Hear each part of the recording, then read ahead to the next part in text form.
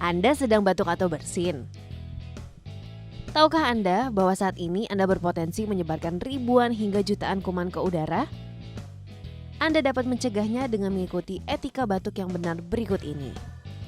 Saat Anda batuk atau bersin, selalu gunakan tisu atau sapu tangan untuk menutup mulut dan hidung. Jika tidak ada tisu atau sapu tangan, gunakan lengan bagian dalam, bukan telapak tangan.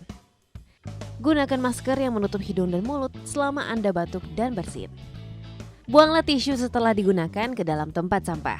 Cuci tangan Anda segera dengan air mengalir dan sabun atau bersihkan dengan alkohol hand rub. Jangan membuang ludah atau dahak di sembarang tempat. Dengan menjalankan etika batuk ini, maka kamu ikut membantu untuk mengendalikan infeksi di sekitar kita.